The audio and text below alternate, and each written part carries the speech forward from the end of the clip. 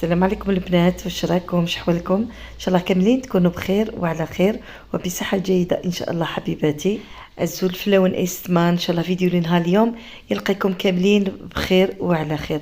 البنات اليوم جيتكم بوصفه تاع لي بنيه، يعني هادو ميني بنيه، هادو يجيو هكذا صغيورين وشابين وبزاف بنان، يجيكم هكذا خفاف وفارغين من الداخل، ورايحه ان شاء الله ديروها بابسط طريقه، يعني الطريقه اللي نحبها انا والمعتمده عندي على طريقتي الخاصه. ان شاء الله راح تحبوها. هاد الوصفه بزاف هايله البنات وناجحه 100%. ان شاء الله تحبوها وتعجبكم. رايحه ديروها سورتو مع هاد البرد، يعني نسحقوا هادو الوصفات نديروهم مع القهوه تاع العشيه. المهم البنات اللي بيني هادو يجيكم بزاف خفيف وظرف. بقاو معنا تشوفوا كامل المقادير وطريقه التحضير لهاد الوصفه. اول حاجه البنات نسحق كل البيتخان ولا نديروها باليد عادي، ما كانش مشكل. هنا في البيتخان ديالي درت كما راكم تشوفوا كاس ماء دافي وكاس حليب دافي، لازم يكونوا دافيين ماشي سخونين البنات. نزيدوا نص كاس تاع السكر حبيبات ونص كاس تاع الزيت كما راكم تشوفوا، هكذا نخلطوهم كاملين مع بعض. من بعد راح نزيدو هنا مغرفه ونص تاع الخميره، يعني في الشتاء نديرو مغرفه ونص حتى 2 مغارف، وفي الصيف نديرو غير مغرفه برك هكذا لانه شويه برد في هاد الايامات. هنا زدت هنا لافاني البنات، من بعد نحطوه يتخلط. في الاول راح نخلطو بالفوي البنات، نتوما ولا درتوه باليد يعني خلطوه باليد عادي ما كاش مشكل، ولا باليد ولا عفوا بالفوي تاع اليد. انا درت في البيتخان ديالي في الاول الفوي حتى تخلط هذا الخليط مليح. من بعد راح نزيدو البنات الفرينه البنات خدات لي تقريبا كيلو، يعني باكي تاع فرينه نقصوا منه كاس، الكاس اللي كيلنا به الحليب والماء رايحه نقصوه من الفرينه تاع الكيلو، والباقي نديروه العجينه تاعنا، يعني كيلو تاع فرينه نقصوا منه كاس هكذا باش تاخدوا يعني بالمقادير المضبوطه.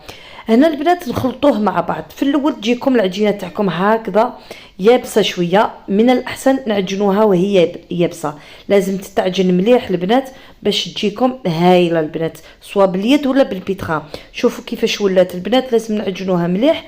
من بعد رايحه نزيدو حبه بيض كامله، نزيدو حبه بيض كامله كبيره، ولا عندكم البيض تاعكم صغير ديروا 2.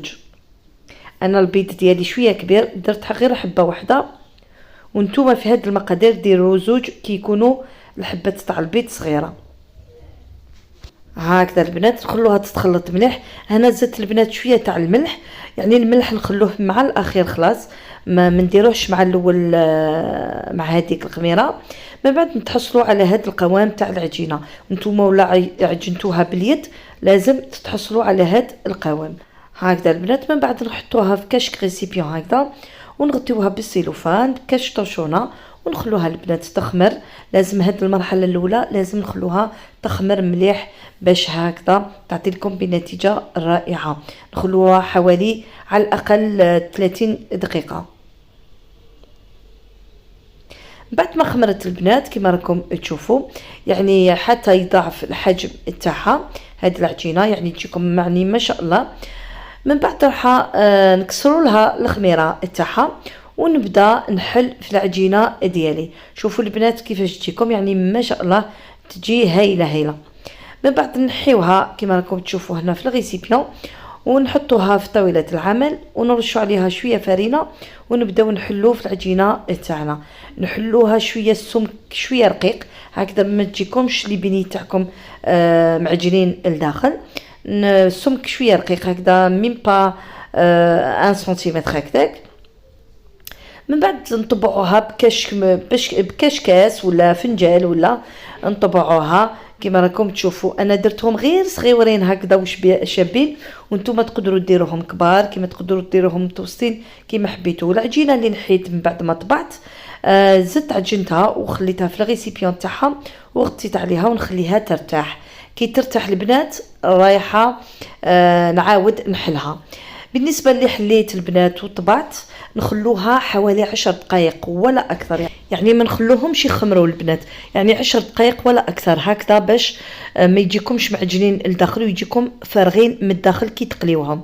هنا ما بيد نسخن الزيت ديالي نروح نقليهم مباشره، يعني ما نخلوهمش بزاف. هنا من بعد ما سخن الزيت ديالي درت شويه تاع عجينه لداخل باش نشوف ولا سخنت ولا لا. من بعد راح نقليوهم مباشره كما راكم تشوفوا يكونوا منفخين. نزيدوا لهم هكذا الزيت من الفوق ونعاودوا نقلبوهم ويطيبوا لكم من 2 جوايه والداخل يكونوا فارغين، يعني ما كان لا عجينه لا والو، يجيكم يعني ما شاء الله. شوفوا البنات تجيكم هايله هاد الطريقه. وهاد الوصفه البنات معتمده عندي، تقدروا ديروا مم خبيزات هكذا كبار وتقليوهم يجيكم تاني بزاف شابين وتعمروهم باش حبيتوا الداخل.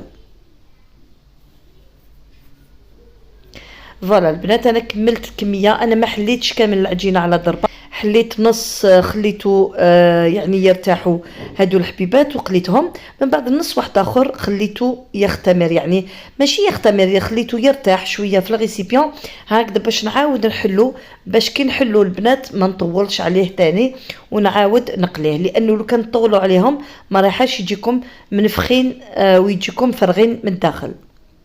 فوالا هادو كامل المراحل لازم تطبقوهم البنات باش تنجحوا في هاد الوصفه، يعني يجيكم ما شاء الله. شوفوا يعني صغيورين هكذا وشابين ما شاء الله. شوفوا انا حطيتهم في الكسكاس يقطروا، من بعد مباشره وهما سخونين على السكر، يعني نرمدوهم كامل في السكر باش يحكم هذاك السكر كي يكونوا هكذا سخونين. من بعد البنات نحلوهم ونعمرهم باش تحبيتوا بالكونفيتور ولا بالشوكولا اللي حبيتوه الداخل. انا درت نص بالكونفيتور تاع المشماش ونص واحد اخر بالشوكولا تارتيني من الداخل. شوفوا البنات يعني ما كانش لا عجينه لا والو، فارغين من الداخل. وصوتو كي يكونوا هكذا صغار ديري برك وحده هكذا تروح.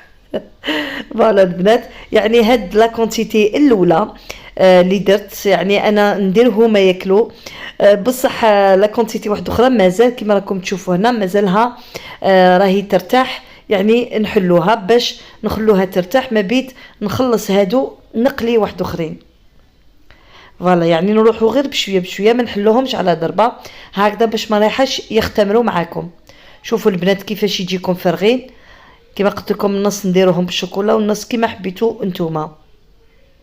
فوالا انا درت الكميه الاولى هذه هي هذه، كلاوهم بصحتهم ان شاء الله. وشوفوا البنات يعني القوام تاعها كيفاش تجيكم هذه الوصفه، يعني ما شاء الله تجيكم ما فيهاش كامل العجينه، يجيكم ما شاء الله. سورتو كي تعمروها هكذا بالمعجون ولا بالشوكولا تجيكم هايله مع القهوه حليب، يعني تجيكم ما شاء الله. فوالا البنات من بعد وليت العجينه واحده اخرى حليتها وخليتها يعني ارتاحت شويه، من بعد قليتهم وعاود درتهم كما درت هادو الاولين. هذه هي الوصفه لنهار اليوم حبيباتي الغاليات، ان شاء الله بصحتكم، ان شاء الله تجربوها حبيباتي. ما بقى لي غير نقول لكم ولا عجبكم لا فيديو لنهار اليوم بارطاجيوها مع الحباب والاصدقاء، وما تنسونيش البنات في اللايك للفيديوهات هكذا باش يطلع معنا ان شاء الله، وتعليقاتكم اللي تشجعني وتحفزني. والى الملتقى مع فيديوهات اخرين ان شاء الله. السلام.